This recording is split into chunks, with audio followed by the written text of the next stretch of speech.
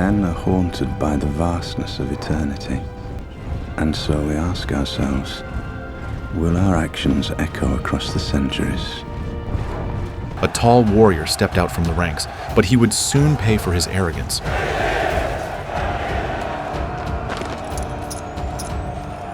Greece's greatest warrior, Achilles, charged at the man, deftly dodging the spear thrown at him.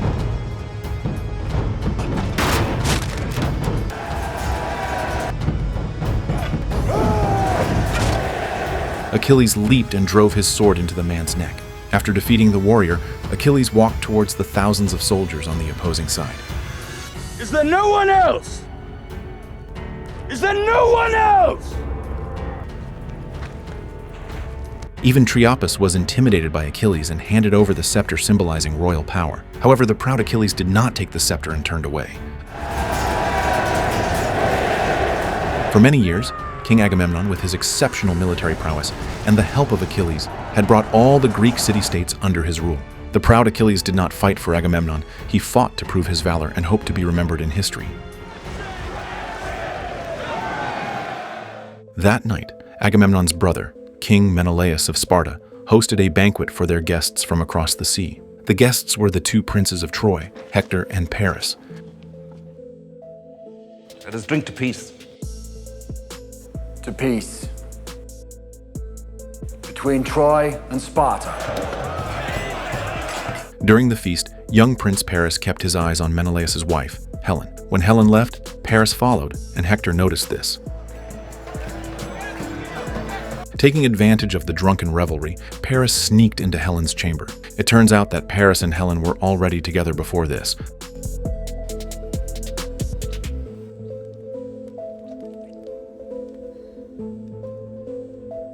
Menelaus would kill us both. Don't be afraid of him. I'm not afraid of dying. I'm afraid of tomorrow.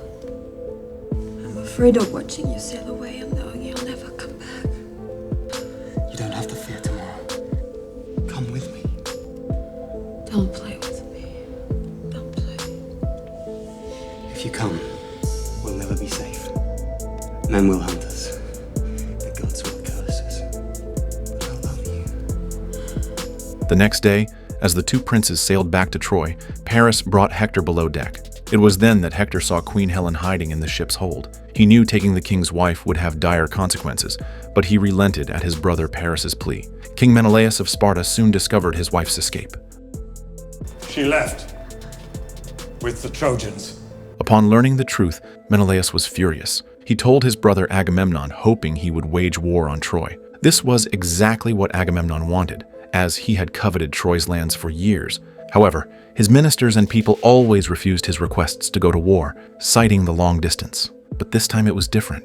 He marched on the grounds that the prince of Troy had taken the wife of Menelaus, king of Sparta. Agamemnon immediately called upon dozens of Greek city-states to attack Troy. In Troy, the people lined the streets to welcome the return of the two princes. Queen Helen, the most beautiful woman in Greece, stood with young Prince Paris. The old King Priam of Troy doted on his youngest son to the extreme. He actually condoned his youngest son's ridiculous behavior, even though he knew that it would put the entire country into crisis. It is the will of the gods. Everything is in their hands. But I'm surprised you let him bring her. If I'd let him fight Menelaus for her, you'd be burning a son's body instead of welcoming a daughter. A few days later, Agamemnon crossed the Aegean Sea with thousands of warships. The dark ships filled the entire coastline. Agamemnon was confident of victory in this war. But then a small black ship carrying 50 warriors appeared in front of all the warships. Leading them was Achilles, who wanted to prove to Agamemnon that his invincibility was the foundation of Agamemnon's empire. Myrmidons, my brothers of the sword, I'd rather fight beside you than any army of thousands. Let no man forget how menacing we are. We are lions! Do you know what's there? Waiting, beyond that beach. Immortality! Take it! It's yours! Achilles led his 50 warriors ashore. The Trojan soldiers immediately attacked the landing warriors.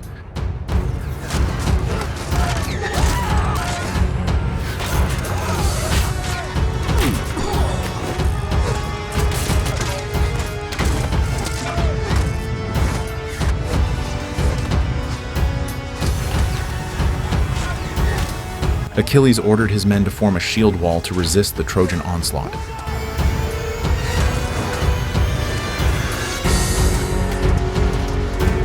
The Trojan archers were forced to retreat and reassemble their archery formation. Achilles' small squad deflected the incoming arrows and advanced steadily.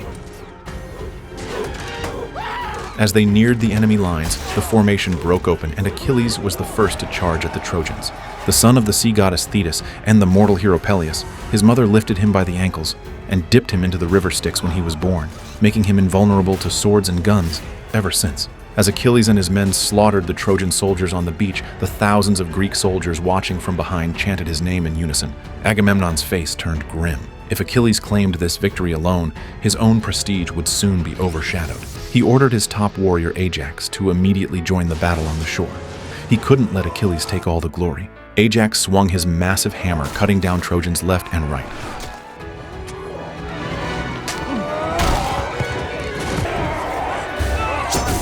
At that moment, Hector arrived and saw Achilles about to enter the temple of Apollo, the sun god worshipped by the Trojans. If the temple fell, Trojan morale would suffer a severe blow. But Hector was a step too late. The temple guards had already been slaughtered by Achilles. Achilles ordered his men to loot the temple and, ignoring his lieutenant's pleas, decapitated the statue of Apollo at the temple's entrance. Seeing Hector approaching, Achilles took a spear from his lieutenant and hurled it with all his might, striking down a Trojan cavalryman. Achilles retreated into the temple, waiting for Hector. Hector led his men into the temple, only to be ambushed by Greek soldiers lying in wait. These well-trained killers pounced on Hector and his men like hungry wolves. Hector saw that even the elderly priests in the temple had not been spared. He chased Achilles outside the temple, condemning Achilles' quest for eternal glory as meaningless, saying that in 1,000 years they would all be nothing but bones. Achilles' men surrounded Hector, ready to kill the Trojans' top general and possibly end the war early. However, Achilles ordered his men to let Hector go. He climbed to the highest point of the temple, basking in the moment of glory as thousands of Greek soldiers worshipped him. The brutality of war was unimaginable, with countless lives lost in this massive conflict.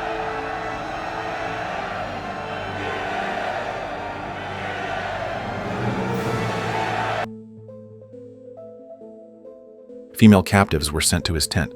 Achilles was momentarily captivated by the beauty of one woman and learned her name. What's your name? Perseus. My lord. At that moment, Agamemnon summoned him again. Agamemnon expressed his displeasure with Achilles' actions that day, declaring that the victory belonged to the king, including the honor and spoils. He ordered his men to take Briseis from Achilles' tent. Achilles, enraged, drew his sword, ready to attack Agamemnon. As tensions rose, Briseis stepped forward. Stop! Too many people have died today. Killing's your only talent, that's your curse. I don't want anyone dying for me. Hearing her words, Achilles ultimately put down his weapon for the sake of the woman he loved. Achilles returned to the camp, ordered his men to pack up, and prepared to return to Greece immediately. He declared that unless Agamemnon begged him, he would never fight for him again. Meanwhile, in Troy, ministers criticized Prince Paris for provoking all of Greece for his own desires. King Priam still protected his youngest son. He told everyone that Troy had the finest archers and the strong walls built by Apollo and Poseidon. He said that his eldest son Hector, who was brave and good at fighting, would definitely defeat the Greeks tomorrow. Paris stood up and proposed a duel with Menelaus to decide Helen's fate and end the war. King Priam, facing his youngest son, who had never been to the battlefield, handed him the sword of Troy, hoping it would protect him. We'll have a future. The next day, Agamemnon led 50,000 Greek soldiers to the gates of Troy. The Trojans had never seen such a massive force, and the king and queen were petrified. The 3,000 shield-bearers at the gate were no match for Agamemnon's tenfold force. Paris proposed a duel to King Menelaus of Sparta to end the war. There is another way. I love Helen. I won't give her up, and neither will you. So let us fight our own battle. The winner takes Helen home. And let that be the end of it. I accept your challenge, and tonight I'll drink to your bones. Paris, who had never been on a battlefield, was quickly kicked to the ground by Menelaus after initiating the attack. Menelaus grabbed Paris's shield and knocked his weapon away.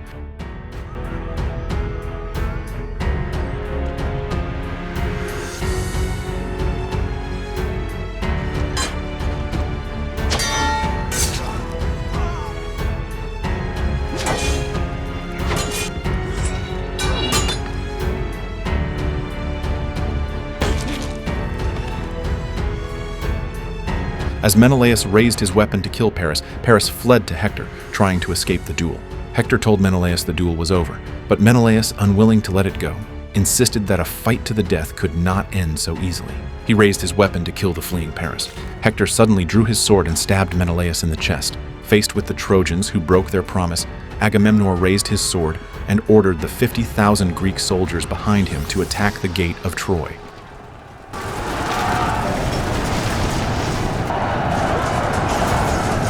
It was a clash of flesh and blood, with no retreat for either side. Only defeating the enemy was the way out. The Trojan archers on the walls saw the Greek soldiers within range and immediately began shooting. Greek soldiers fell under the arrows, and those behind trampled over their fallen comrades to continue the charge. Achilles was heartbroken and furious at Agamemnon's foolish battle tactics.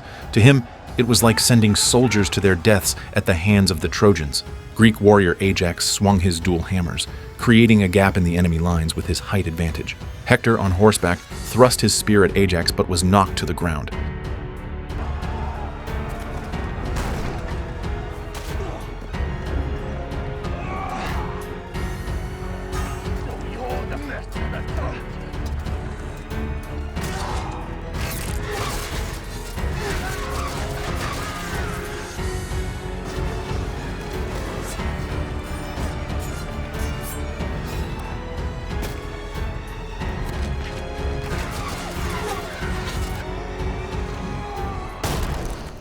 Taking advantage of Ajax's distraction, Hector stabbed him in the abdomen with a spear from his shield, then picked up a weapon from the ground and pierced Ajax's chest. With their general killed and the charge faltering, Greek morale plummeted. Without the fierce warrior Achilles and with Agamemnon's reckless strategy, the 50,000-strong Greek coalition was at a disadvantage. The Trojan archers on the walls continued their relentless barrage, and Greek soldiers kept falling, creating chaos on the battlefield. Hector led his men, steadily pushing back the Greek forces. Agamemnon finally realized the tide had turned and had no choice but to retreat. Facing the enemy's solid walls and correct battle strategies, the Trojans achieved victory in the first clash.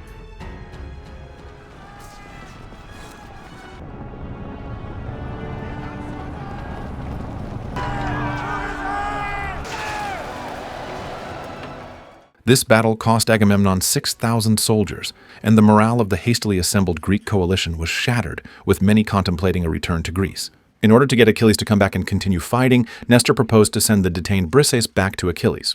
The victorious Trojans decided to continue pursuing the Greek soldiers. The next night, they launched another surprise attack, with countless fire arrows raining down on the coalition's front lines.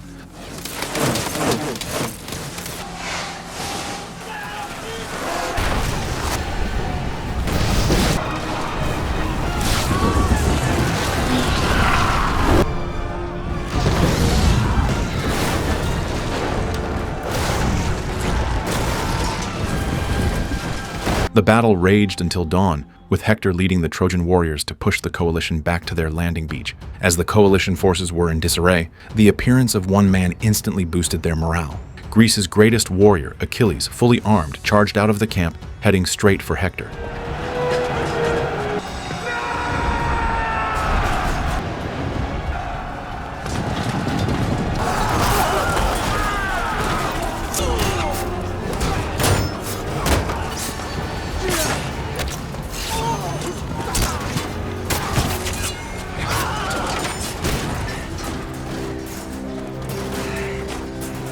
However, after several rounds of fighting, it was clear that Achilles was not in top form, and Hector forced him to retreat repeatedly. Seizing the opportunity, Hector thrust his sword into the man's neck and slowly approached Achilles. When he removed the helmet, he discovered it was not Achilles but his cousin, Patroclus. Realizing who he had killed, Hector was shocked and surprised.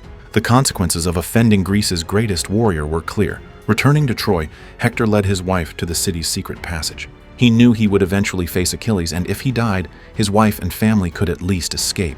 At that moment, Achilles was still lost in Briseis' embrace. Upon learning of his cousin's death, Achilles donned his armor and went alone to the gates of Troy. Hector!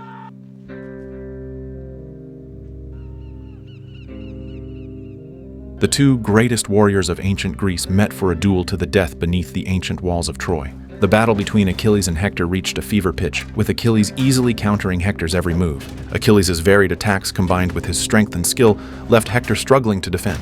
Without his spear, Hector could only barely defend with his shield. Thinking of his cousin who died at Hector's hands, Achilles' rage intensified. Hector made a desperate thrust at Achilles, and the old king on the wall watched with hope. However, Achilles dodged the opponent's attack and kicked Hector away. Hector picked up a spear and attacked desperately, but he was exhausted and his attacks were weak. Achilles drove his sword through Hector's chest, leaving Paris in a state of shock.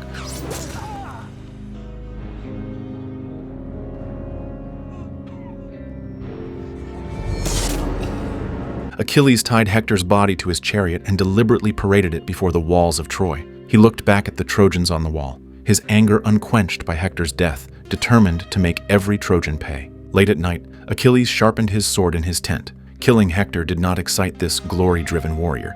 His heart was filled with the anger and satisfaction of revenge for his cousin, but also a sense of powerlessness and emptiness. Hector's death caused immense grief and shock within Troy. The soldiers lost their spiritual pillar, and King Priam had to face the pain of losing his beloved son. The war continued, and the flames of revenge still burned. Despite Achilles' unparalleled prowess on the battlefield, he was also a man driven by fate and hatred. The battle for Troy was not over. At this moment, a man entered, King Priam of Troy. He knelt and kissed Achilles' hands. He said that, although they were still enemies tonight, enemies could still respect each other. Give him back to me. He deserves the honor of a proper burial, you know that. Give him to me. You have taken everything from me. I loved my boy from the moment he opened his eyes till the moment you closed them. Let me wash his body. I admire your courage. Achilles agreed to the old king's request and called for his beloved Briseis. From the first moment he saw Briseis, Achilles knew she was a member of the Trojan royal family. Now he chose to send his beloved back to her home. Achilles and the old king agreed to a 12-day truce for the funeral. He then watched as Briseis and the old king left.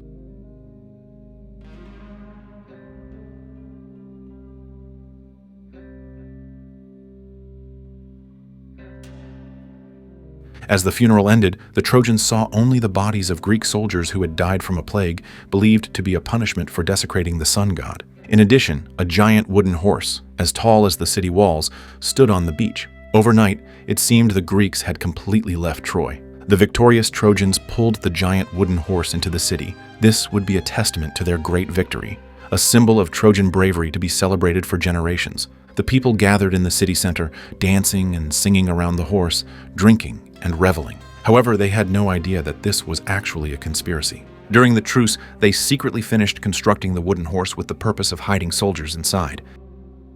In the middle of the night, Nestor and dozens of Greek warriors climbed out of the wooden horse. They slit the throats of the drunken soldiers and headed to the city gates.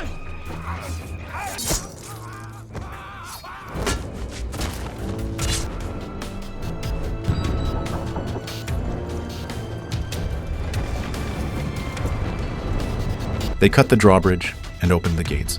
The 40,000 Greek soldiers lying in ambush outside flooded into the city like a tide. Countless Trojans, still asleep, were slaughtered.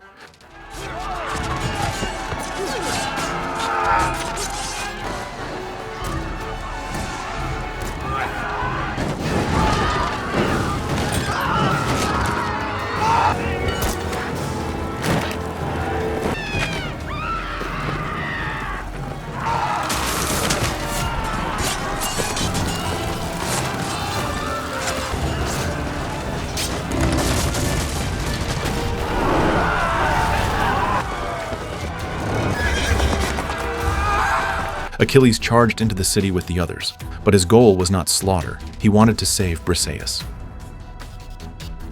At the same time, King Priam of Troy was also searching for Briseis. At that moment, a sharp spear pierced the old king's chest.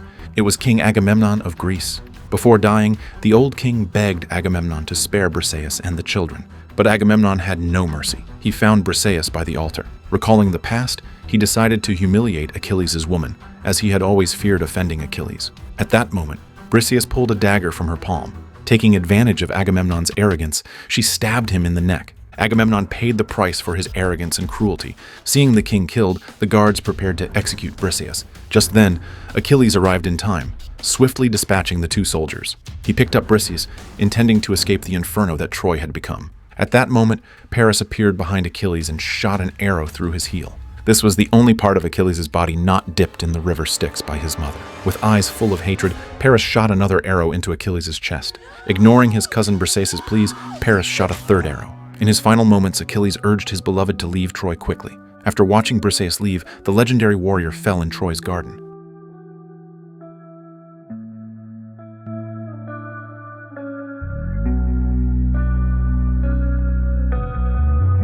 Odysseus set Achilles' body on fire. Though the war god was dead, the names of Achilles, Hector, and the legends of the Trojan War would be remembered forever.